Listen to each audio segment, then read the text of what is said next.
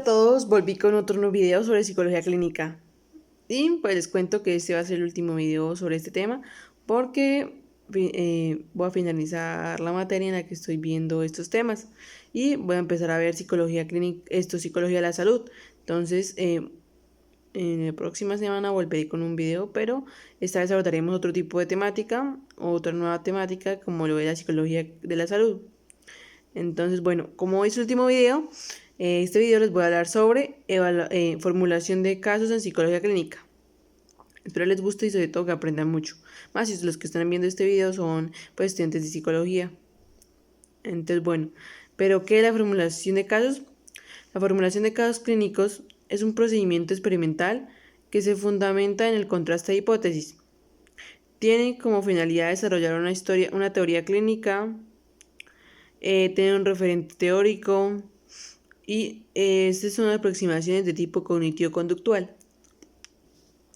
Según Turcat y Maisto, la formulación clínica de casos conlleva la aplicación del método científico experimental al estudio del caso clínico, lo que quiere decir que la formulación es un proceso como también es un resultado.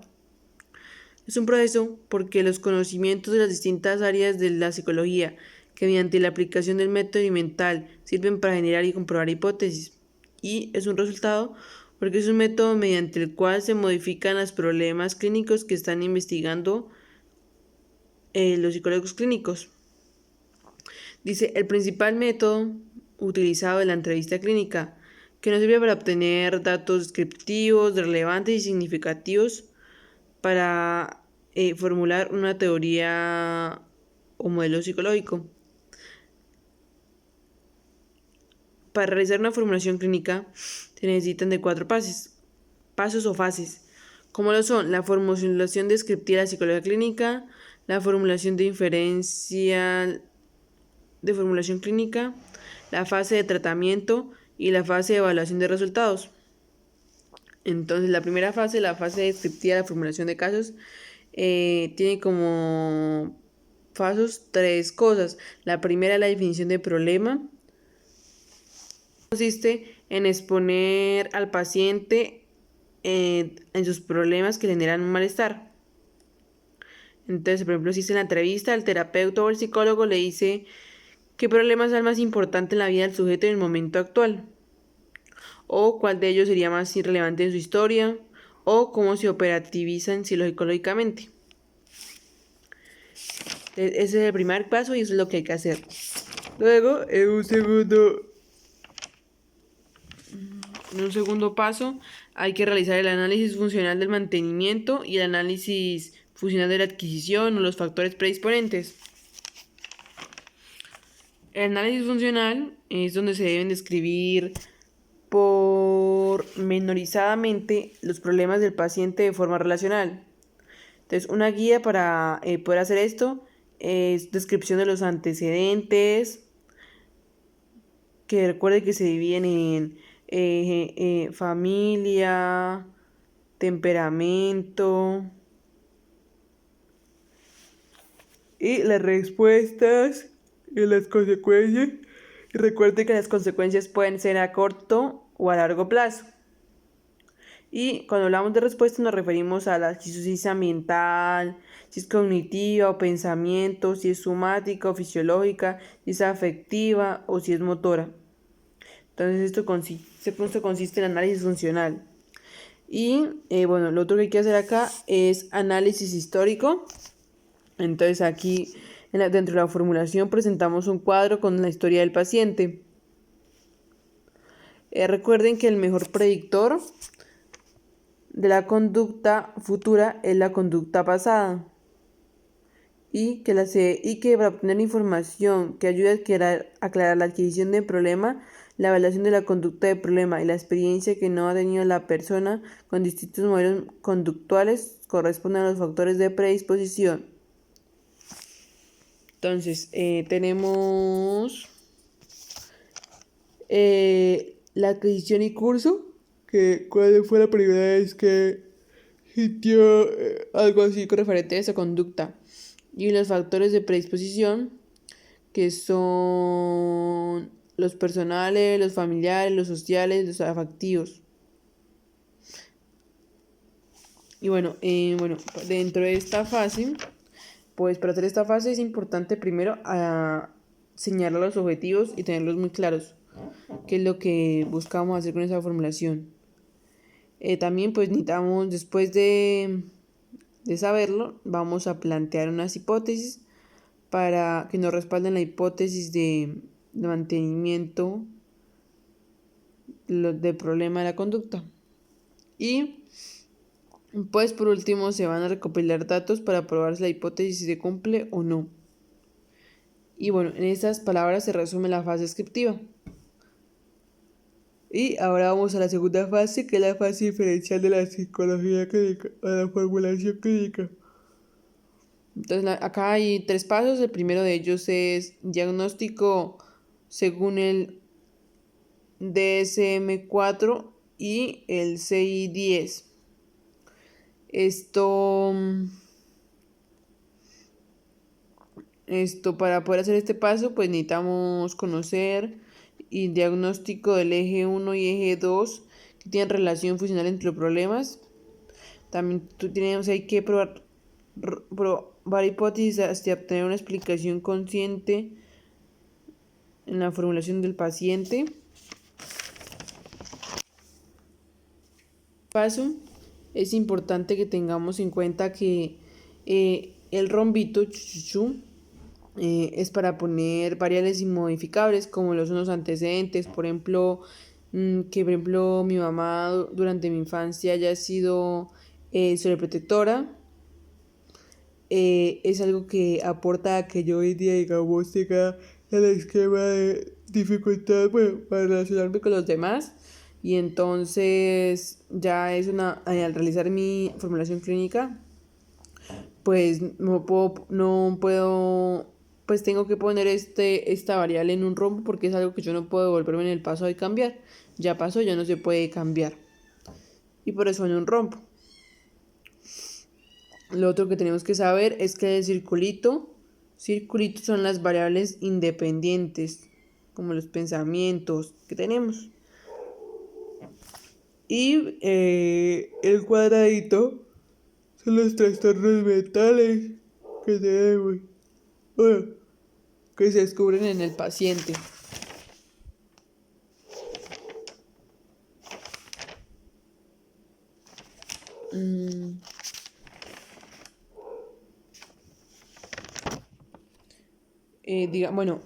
Aquí pues es importante que sepamos que hay validez convergente en la formulación. ¿Qué quiere decir eso? Que la psicología establece una serie de predicciones para validar empíricamente el modelo propuesto, como son las pruebas psicométricas, y pues que las personas que las apliquen tienen que ser conscientes de que son difíciles de aplicar. Y que muchas veces muchas empresas piden de un día para otro los resultados de ese reclutamiento, de esa aplicación de pruebas. Y bueno, también digamos, en esta fase es importante saber que hay relaciones causales en psicología clínica. Entonces, eso quiere decir que para desarrollar la formulación, el psicólogo proyecta una serie de relaciones causales en las que se especifican las variables independientes de adquisición y mantenimiento.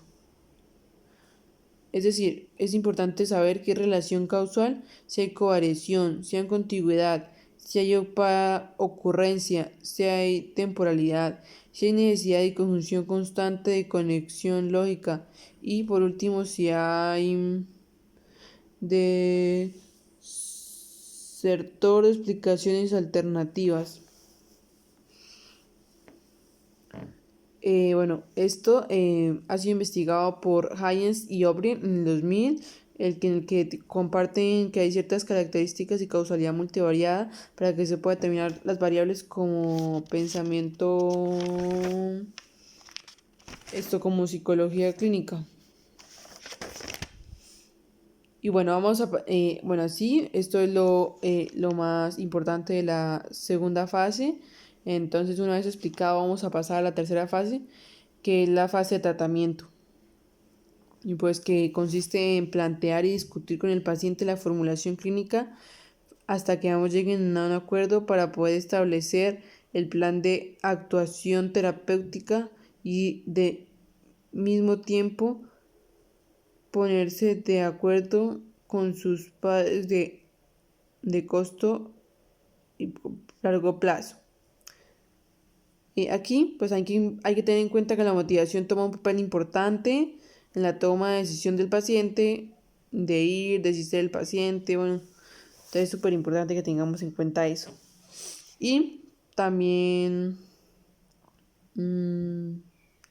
y bueno, en esta fase hay que hacer 3 pasos. Primero es operativizar los objetivos derivados de la formulación. El segundo paso es especificar técnicas de intervención y el tercer paso es determinar motivación al campo. Pues para hacer eso se necesita convergencia de objetivos del paciente y de la formulación para el tratamiento. Y pues nos tenemos que preguntar, ¿estará el paciente preparado?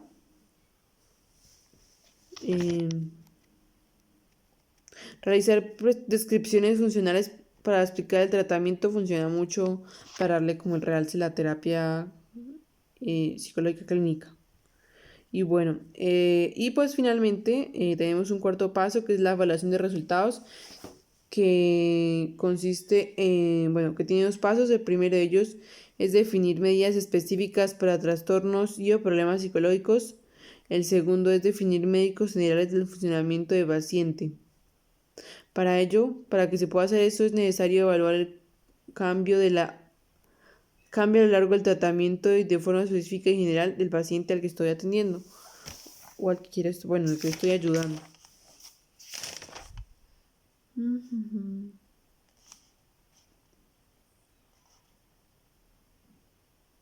Y pues recuerden que esta fase de evaluación de resultados tiene por objetivo cuantificar el alcance del programa terapéutica llevado a cabo y suele realizarse teniendo en cuenta 2 criterios. El primero es la eficacia en cuanto a la remisión de la sintomatología de la persona y el segundo es la eficacia en cuanto a los cambios que se han producido en la vida del paciente en las distintas áreas de su vida. Fase de evaluación de resultados es el último paso para la formulación clínica. Es importante que el papel de la generación de hipótesis por parte del terapeuta tenga un doble sentido. Uno es que cualquier información referente al caso que se puede evaluar puede ser utilizada para desarrollar hipótesis, que es el que nos va a definir al que queremos llegar. Y la segunda cosa es que puede servir para la base para generar las preguntas origidas a verificar, rechazar las hipótesis que se han planteado. Una buena formulación clínica desarrolla hipótesis adecuadas sobre la información que proporciona al paciente. Además, nos permite planear preguntas relevantes y nos permite evaluar simultáneamente el resultado de ese proceso. En acá se pueden utilizar diferentes fuentes de información, así que sean confiables o válidas, que se logre averiguar sobre el contexto sentimental del paciente, relaciones con otros, sobre todo su círculo primario. Bueno, en resumen, en estas 3 primeras frases intentamos describir de forma operativa y pormenorizada los distintos problemas psicológicos del paciente. Además, se procede a desarrollar un análisis inferencial que dé lugar a un desarrollo de una teoría y un modelo psicológico, intentando configurar el diagnóstico de los trastornos mentales como una forma de definirlos operativa e inferencialmente. Y el tercer paso es desarrollar una metodología de intervención y evaluar los resultados basándose en la formulación clínica presentada. Entonces, tenerlo en cuenta para nuestra formulación clínica. Y el último paso es la fase de evaluación de resultados, que pues hay 2 tipos de evaluación. Una de esas es la fase descriptiva en la que se prueban hipótesis y la segunda es la eficacia del tratamiento clínico. Bueno, cualquiera que sean estos 2 tipos de evaluación, la formulación tiene como objetivo la cuantificación del alcance del programa terapéutico llevada a cabo y suele realizarse haciendo en cuenta y criterio. El criterio de eficacia en cuanto a la remisión de la sintomología, la eficacia en cuanto a los cambios que se han proporcionado a la vida del paciente para las distintas áreas de su vida.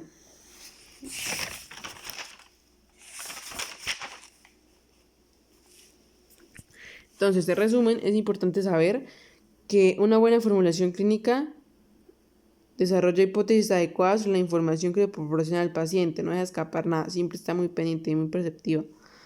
Bueno, lo segundo es que tienen que plantear simultáneamente el resultado de ese proceso, entonces que digamos, vayamos teniendo el resultado y vayamos pudiendo escribir los resultados.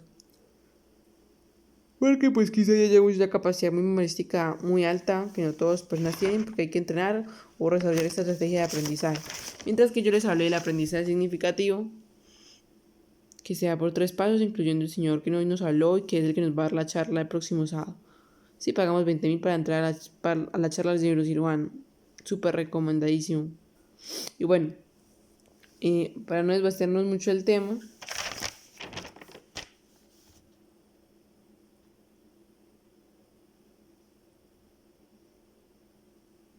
que recordar que este último paso, fase de evaluación de individuos, resultados, tiene por objetivo cuantificar el alcance del programa terapéutica. Lo primero es llevar a cabo y se le reclamarse teniendo en cuenta los criterios centrales. Los criterios centrales son que debe haber eficacia en cuanto a la remisión de la sintomología clínica y que hay eficiencia en cuanto a los conceptos que se han producido una actividad del paciente a las visitantes, las distintas áreas de las visitas. Lo que he dicho se encuentra en el libro de Manual para la Evaluación Clínica de los Trastornos Psicológicos, Estrategias de Evaluación, Problemas Infantiles y Trastornos de Ansiedad de Caballo 2009.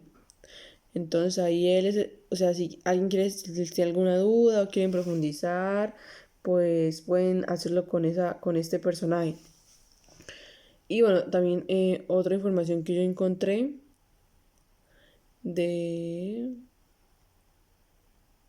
como otro concepto, la definición de formulación clínica y bueno, todo el proceso según otro autor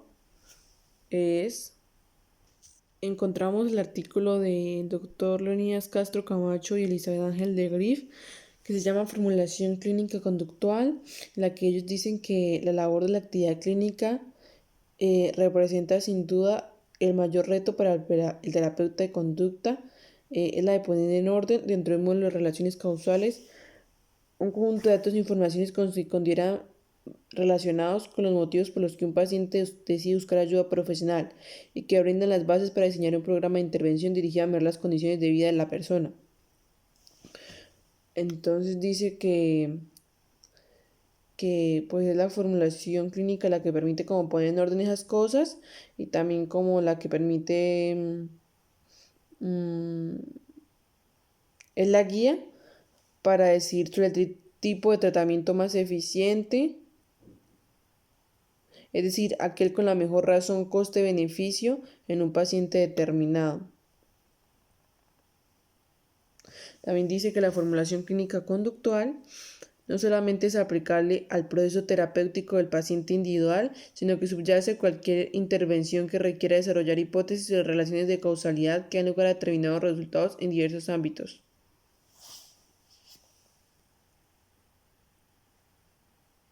Dice que en la mayoría de los casos la formulación clínica se ha asimilado al proceso de formulación y validación de hipótesis, lo cual ha hecho difícil la comunicación y validación de hipótesis, lo cual ha hecho difícil la formulación de modelos más amplios de explicación de la interacción de los diversos procesos y al mismo tiempo ha favorecido la proliferación de enfoques teóricos. Entonces se dice que pues eso es lo que como que ha tendido a confundir la formulación de hipótesis y la formulación clínica, que pues son diferentes, pero que a la vez, pero que la formulación de hipótesis hace parte de la formulación clínica.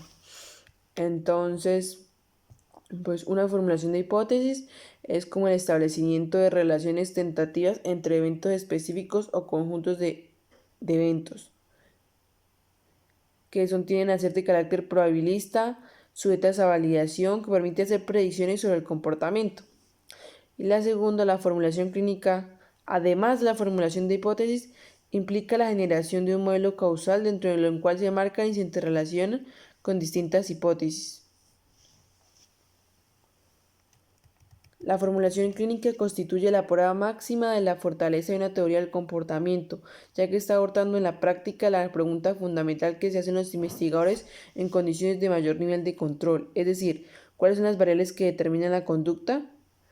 La formulación clínica se remite al problema fundamental de la ciencia del comportamiento, es decir, al de causalidad.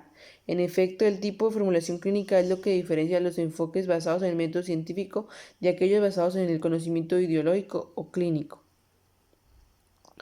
Más que dos técnicas en sí mismas que pueden ser comunes a distintos enfoques terapéuticos, hay dos características que determinan la diferencia fundamental entre los diversos enfoques o tipos de terapia: la metodología o forma en que se establecen relaciones entre los datos observados y el marco teórico que sirve de fundamento para establecimiento de las mismas. El resultado de estas operaciones da lugar a un conjunto de proposiciones tentativas causales sobre las variables que explican el desarrollo y mantenimiento del comportamiento.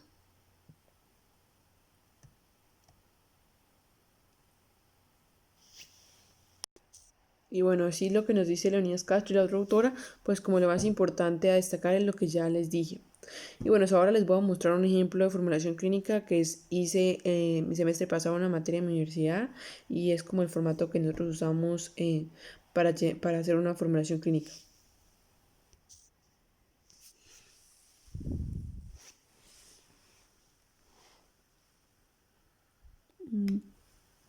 Entonces, y bueno, entonces acá ese es el formato que nosotros llenamos.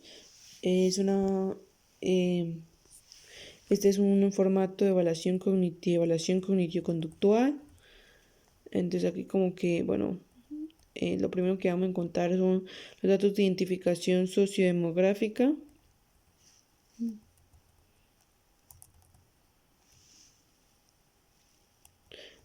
Entonces, digamos, ahí dice edad, género,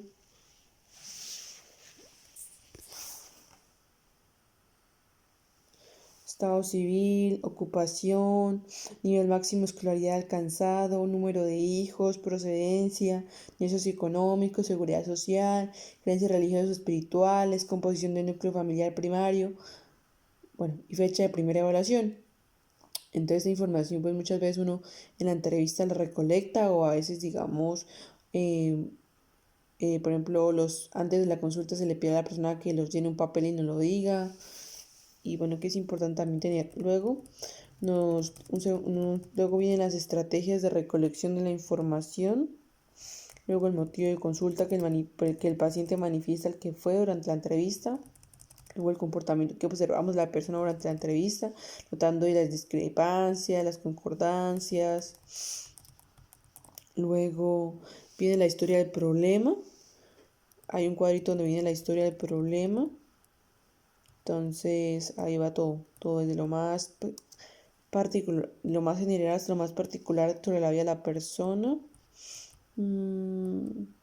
Con fechas, pues ojalá para hacerlo lo más posible y exacto. Luego viene la historia de vida de la paciente discriminada por áreas de ajuste. Entonces primero es la personal, luego luego es la familiar, luego está la afectiva, la social, la sexual, la ocupacional, la somática, que hace referencia a las manifestaciones fisiológicas en la persona, como por ejemplo sudor en las manos. Luego sí viene entonces este cuadrito donde están las conductas problema y si es respondiente o operante. Ya saben que las respuestas operantes son las que operan en el medio, y pues que generalmente son las motoras. Entonces ahí uno pone todo, pone todas las conductas problema que la paciente pues manifiesta durante la entrevista. Y luego, como hace en las motoras, uno hace el análisis social de la conducta, donde primero lo más difícil de encontrar es el contexto antecedente. Luego usted ahí, bueno, pone un contexto antecedente, le pone los pensamientos que refuerzan ese contexto, las emociones, las respuestas fisiológicas, las conductas operantes, que son las verbalizaciones y respuestas motoras, las consecuencias inmediatas o a corto plazo y las demoradas o a largo plazo.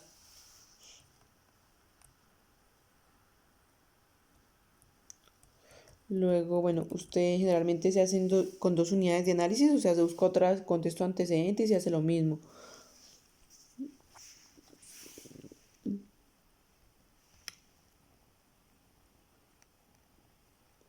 Y luego sí ya viene otro cuadro que se llama la unidad de análisis, la que se busca un nombre a la unidad de análisis. Se escribe todo lo más que se pueda escribir, lo más profundo que se pueda escribir.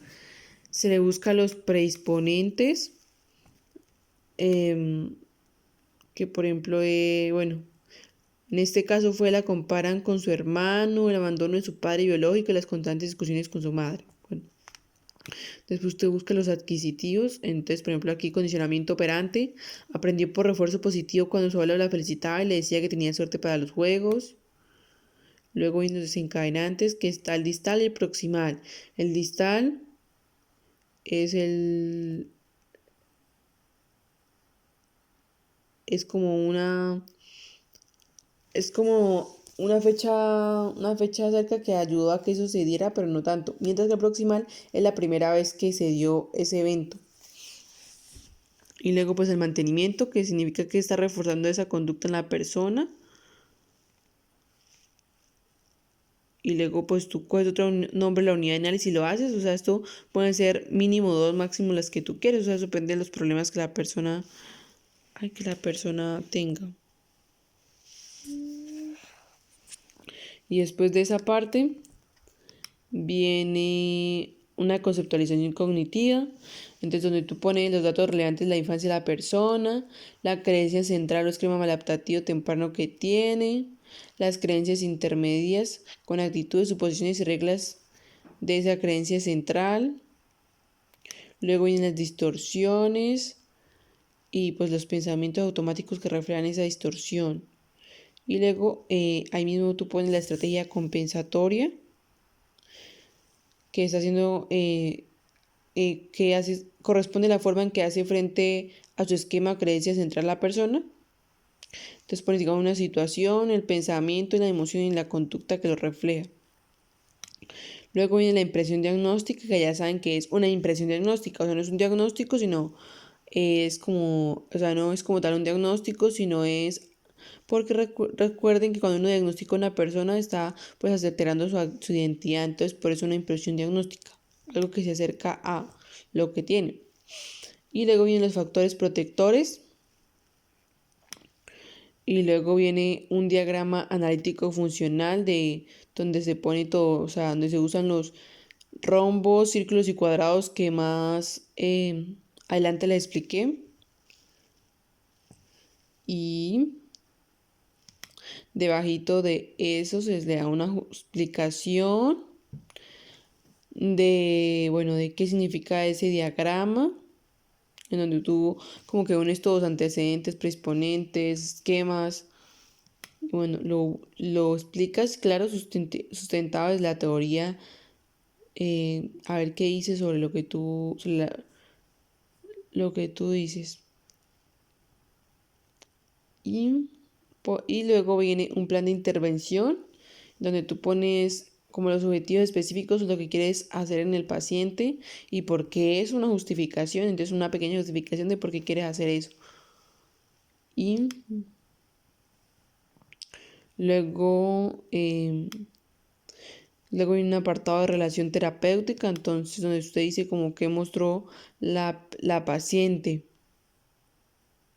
Pues cómo fue ese rapport que se estableció entre paciente y terapéutica. y también pues cómo se sintió, de todo pues la parte de cómo se sintió el terapeuta con esta paciente.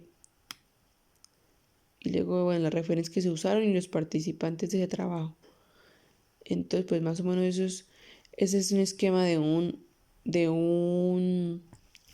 una formulación clínica cognitivo-conductual, es la que se usa en en mi universidad.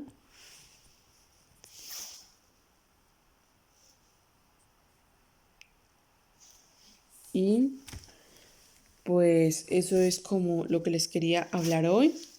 Espero hayan aprendido algo y nos vemos en el próximo video sobre psicología de la salud.